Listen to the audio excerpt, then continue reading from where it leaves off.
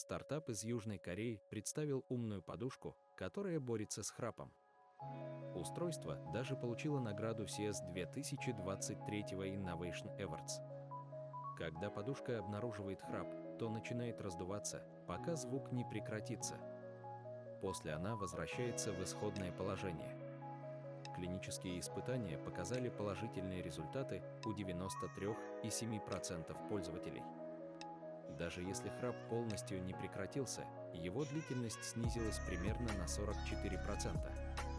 Подушка не реагирует на храп другого человека в постели, а также другие посторонние звуки.